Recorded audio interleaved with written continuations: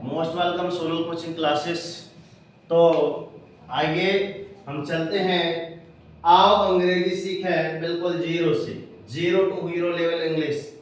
Zero to hero level English में है आपका English grammar. Lesson number second है और आपके यहाँ पर हम क्या पढ़ा रहे हैं, द सेंटेंस, अर्थात आपके वाक्य चल रहे हैं। तो वाक्य चलने के साथ साथ हम चलते हैं एक सुंदर से विचार में। ठीक है, चल भी रहे हैं इसलिए बस भी आ गई, बोल रही हाँ सर चलो, है ना। तो चलते हैं सुविचार में। सुविचार क्या है आपका, यदि हम एक एग्जाम्पल फॉर्म में रखें क्या कि आपको अपनी हर परिस्थिति में अपने आप को जो शांत रख लिया, वही एक सुंदर मानवता की ओर एक सुंदर सा संकेत होता है कि आपको हर परिस्थिति में शांत रखना, कि आप अपने को हर परिस्थिति अर्थात कि जैसे आप एग्जाम्पल ले लें कि यहाँ पे ढेर क्या होगी, अगर अपन कोचिंग सेंटर या फिर कहीं जा रहे हैं, स्कूल वगैरह, स्कूल का एग्जाम्पल ले लें, बेस्ट एग्जाम्पल रहेगा। हम विद्यालय में जा रहे हैं, इस समय कुछ गर्मी का अनुभव होता होगा, राइट है ना। तो वहां पे भी सर गर्मी लग रही है, सर पंखा नहीं चालू, सर लाइट गुल है। और हर परिस्थिति में अपने आप को शांत तो रखो। गुरुजी आए हैं क्लास में, मतलब कुछ अच्छा ही ज्ञान दे के जाएंगे। तो हर परिस्थिति में आप क्या रखें, थोड़ा अपने आप को शांत रखें। शांत जब रखेंगे ना तो गुरुजी भी आएंगे तो बहुत ही अच्छी चीज बता के जाएंगे, ये नोटिस करना। अब गर्मी से चलते अब क्या आ जाएगी, बरसात। बरसात आने के कारण कुछ लोग बच्चे के कहेंगे सर नदी आ गई थी, सर बारिश हो रही थी, सर मतलब दो कौड़ी की बहाने दोगे तो दो कौड़ी की बहाना दोगे तो दो कौड़ी का रिजल्ट भी आएगा। आई पसंद में। तो ऐसे बहाने मत बनाओ, अपने आप को हर परिस्थिति में कन्वेंस करना तो सीखो, हर परिस्थिति में। तो कठिनाइयों को जब भी तैर कर पार कर जाएंगे ना तो ही अच्छी ज्ञान की अनुभूति होगी। अब एक और चलते हैं, आपको क्या हो गई, गर्मी हो गई है ना, ग्रीष्म ऋतु हो गई, और आपका क्या हो गई, बरसात हो गई, वर्षा ऋतु हो गई, और थर्ड में आपका ठंड अर्थात शीत ऋतु हो गई।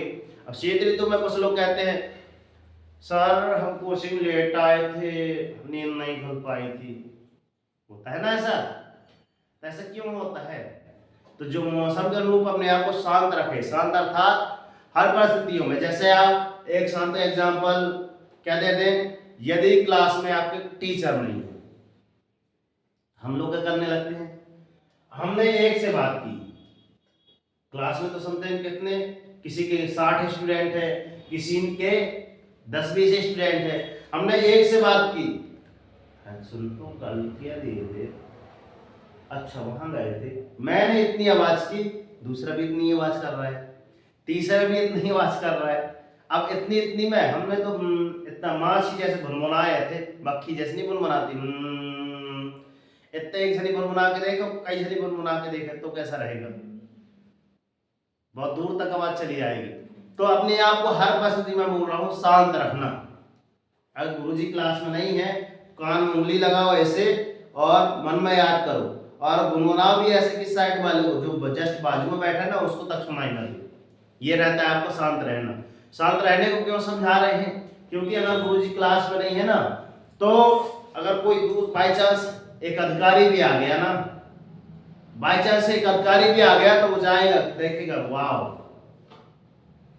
बेस्ट क्लास और बेस्ट आपका क्या है स्कूल, तो सब कुछ बेस्ट ही उनको नजर आएगा और वो जाके कहीं प्रशंसा करेंगे। अब बताओ, आप अगर वहां पे हल्ला नहीं किए अर्थात शोरगुल नहीं किए तो आप कर्म तो आप किए, नाम किनका हुआ रोशन, आपके गुरुजनों का, आपके स्कूल का, ठीक है ना। और वहीं आके अगर कर लेते विपरीत में तो ऐसा कभी ना होता। तो शांत रखने के वो एग्जाम्पल ढेर सारे हैं और मेरे पास तो है ही, मगर मेरा ध्येय ये है कि आप शांत कहाँ कहाँ रह सकते हैं।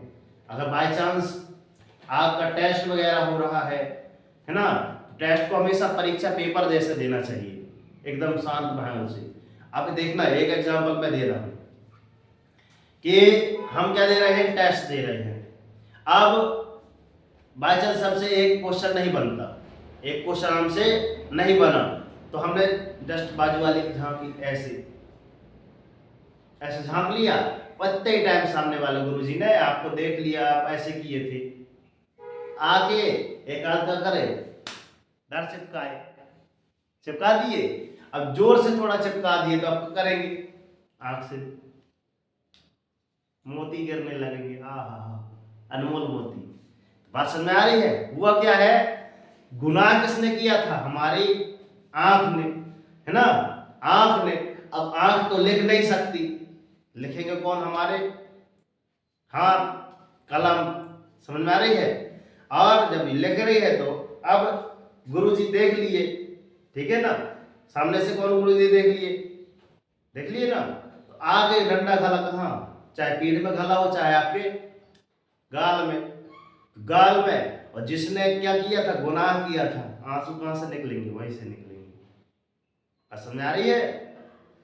तो गुनाह जो करता है उसको कहीं ना कहीं से सजा मिलती है। आई समझ में? तो ये चीज आपको करना नहीं, इस चीज का नोटिस करना है। तो ठीक है, बातों में क्लास आगे चली आएगी आगे। तो लेसन सेकेंड, द सेंटेंस, अर्थात आपका वाक्य। तो यहाँ पे पिछले के, है ना, इसके पिछले वीडियो में हमने समझा दिए थे। आज 4 पॉइंट पे है आपका, चौथे नंबर पे सेंटेंस हम पहुंच चुके हैं। इंपेरेटिव सेंटेंस, स्पेलिंग क्या होती है देखिएगा, IMPERATIVE। इंपेरेटिव को यदि आप पढ़ रहे हैं तो इंपॉर्टेंट जैसा समझ में आ रहा है। इंपॉर्टेंट देखना भी, इंपॉर्टेंट क्या होता है, SENTENCE। तो सेंटेंस आई आपका इंपेरेटिव हमने यहाँ पे उच्चारण लिख दिया है, आपने हम यहाँ पर लिख दिए हैं हिंदी अक्षर लिए। आपका क्या आ जाता है? आदेशात्मक वाक्य। वही जो आपकी क्या हुए, आपका टेस्ट हुआ, एग्जाम हुआ, जैसे गुरुजी नहीं है क्लास में, तो गुरुजी क्या कहते हैं? बच्चों शांति बना के रखना, हम आ रहे हैं अभी 1 मिनट में, ऐसा बोल के जाते हैं ना। तो अपन को क्या करना है? वहां पे ही शांत रहना है। तो बेस्ट एग्जाम्पल हुआ, वो उसी का एग्जाम्पल यहाँ पे दे रहे हैं। क्या होता है? गुरुजी क्या करते हैं? आदेश दे के जाते हैं। आदेश भी कैसे जाते हैं? ऐसा नहीं कि चुप रहना क्लास में, ऐसा करके जाते हैं क्या? ऐसा नहीं करते। बच्चों शांत रहना, हम अभी आ रहे हैं। तो एक प्रकार से क्या है, आपको दे रहे हैं, आदेश दे रहे हैं, देते हैं ना। तो आप भी क्या करते हैं? ओके सर जी, है ना, बोलते हैं ना, ओके सर जी बोलते हैं कि नहीं बोलते? बात समझ में आ रही है? यदि हम किसी कार्य को, है ना, या फिर किसी के माध्यम से, जैसे आपसे छोटा भाई बहन हो, तो अपन लोग उसको क्या बोलते हैं? उसको ये काम कर लेना, तो हमने क्या दिया? उसको आदेश दिया। या फिर आपके माता पिता क्या करते हैं? बेटा उठ जाओ, तो वो भी क्या देते हैं? आदेश। आई बस में? तो आप आदेश के अंदर क्या होते हैं कि आप प्रार्थना पूर्वक दे रहे हैं या फिर कड़े अनुशासन में दे रहे हैं, चिल्ला के, है ना, तेज आवाज में। तो अनुशासन और डिसिप्लिन और उसके साथ साथ आदेश, इंपेरेटिव। तो बात समझ में आ गई कि इंपॉर्टेंट होता है, ये बहुत ही इंपॉर्टेंट है आपका। क्या होता है? पहले हमने बताया था क्या?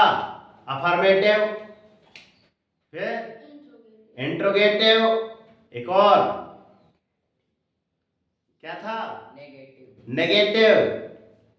पहले यहाँ, है ना, और उसके बाद इंपेरेटिव, और एक और एक्सक्लेमेटिव जिसको बोलते हैं, एक्सक्लेमेटिव सेंटेंस, एक्सक्लेमेटरी। ठीक, तो चलते हैं यहाँ पे इंपॉर्टेंट। तो यहाँ पे चलते हैं इंपेरेटिव में, परिभाषा में, आज्ञा देने वाले।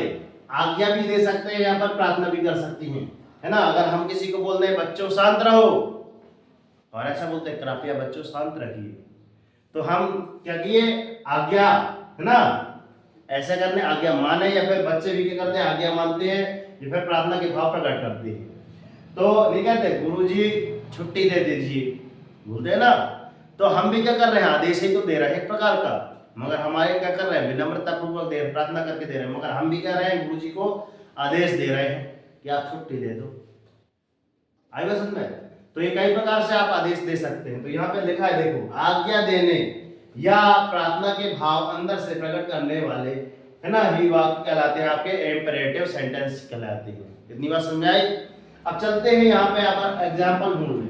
एग्जाम्पल यदि कर ले तो लिखा है फर्स्ट पे आपका, please open the door, PLEASE। अब सर कहेंगे, सर तो इधर आया नहीं, सर कहां से आ गया?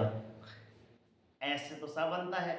तो यहाँ देखो प्लीज क्यों पढ़ते हैं, जहाज कहां से आया, यहाँ एस क्या है आपका, एस क्या है, कॉन्सोनेंट है, और उसके आगे पीछे ए और ई बने हैं, तो ए और ई के आगे क्या हो जाते हैं आपके, वोवेल हो जाते हैं, ये दोनों स्टार हमने मार दिया।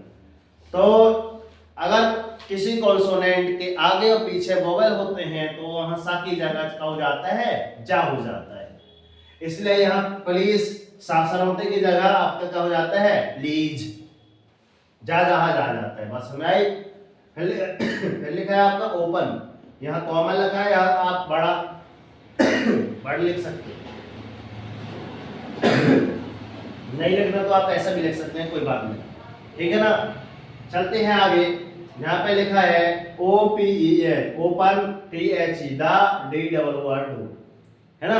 अब कहोगे सर DOO से दूर बनता है, दूर, आप डोर क्या लिखिए, तो इसी के लिए तो बोलते हैं कि कोचिंग डेली आया करो, कुछ ना कुछ डेली सिखाते हैं, है ना।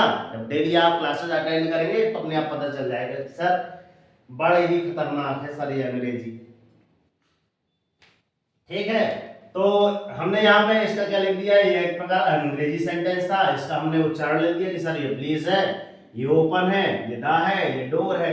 अब कहोगे सर ऐसा क्यों पढ़ा रहे हैं, इसलिए ऐसा पढ़ा रहे हैं क्योंकि यहाँ हमारा काम क्या है, यहाँ पे लिखे हैं नोटिस पॉइंट, आओ अंग्रेजी सीखे बिल्कुल जीरो से, जीरो टू हीरो लेवल।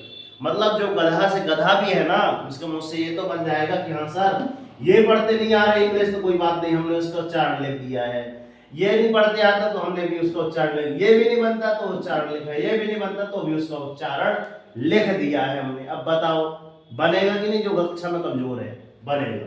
और हिंदी भी लिख दिए हैं कि हाँ सर कृपया दरवाजा खोलें, हम बोलते हैं ना कृपया दरवाजा खोलें, प्लीज ओपन द डोर, बोलते हैं। चलिए तो इसको आप क्या कर सकते हैं, अगर हम बोल दें कि सर आपको कितने 5 सेंटेंस और बनाने हैं, टारगेट कितने का रखे, 5 का, 5, तो प्लीज ओपन द विंडो, आप क्या बोल रहे हैं, खिड़कियां खोलने के लिए।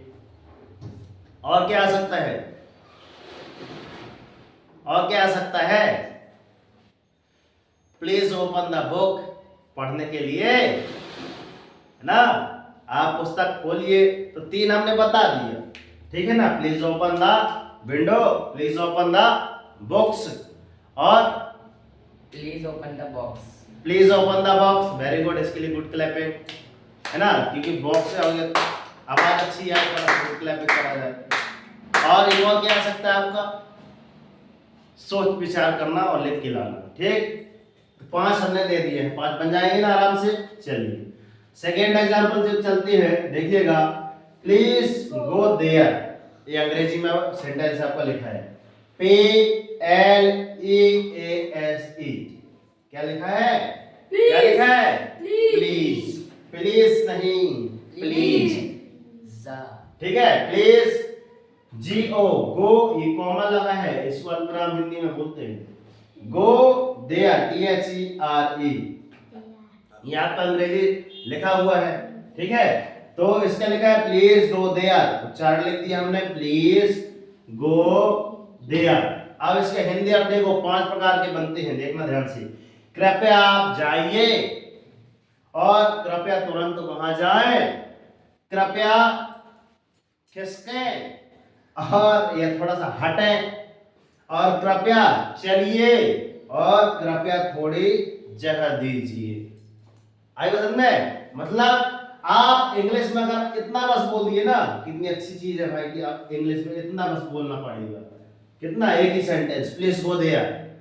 तो इसके 5 तरीके क्या निकलते हैं, 5, हिंदी में 5 तरीके, कि हमने एक सेंटेंस बोल के 5 चीजों को बोल दिया। अब बताओ इंग्लिश कैसी रही, कि हम तो एक ही सेंटेंस बोले थे, उसी का इतना हिंदी में आप निकलता है। तो आई पसंद में, तो आप मैंने सिखा दिया कि हाँ इम्पेरेटिव सेंटेंस कैसे है, ठीक है ना।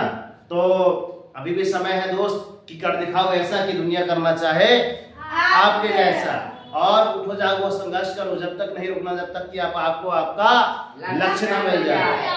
और डेली मॉर्निंग उठकर एक टारगेट सेट कीजिए, छोटा सा ही लेकिन एक डेली मॉर्निंग उठकर टारगेट जरूर सेट कीजिए, और जब तक आपको टारगेट अचीव नहीं होता ना, तब तक रुकने की कोशिश भी मत कीजिएगा। तो मिलते हैं नेक्स्ट वीडियो में। नए वीडियो पर नए हैं तो लाइक सब्सक्राइब कर दीजिएगा। और हम तो हमेशा ही कहते हैं कि मां सरस्वती कोचिंग सेंटर एक ऐसा है जो बच्चों को उज्जवल भविष्य की ओर अग्रसर करता है। तो आपने समथिंग 10 से 15 मिनट इतना अमूल्य समय दिया, मैं आपके माता पिता को प्रणाम करता हूं और आशा करता हूं कि मात्र एक बार आप यूट्यूब पर सर्च करके देखिएगा Sonal coaching classes. Okay sir, तो कैसी रही क्लासेस आप बताइएगा। तब तक के लिए जय हिंद, वंदे मातरम, भारत माता की जय। राष्ट्रीय तिरंगे झंडे की आवाज नहीं आ रही, राष्ट्रीय तिरंगे झंडे की जय। जय हिंद। किसके? Please open the door, okay?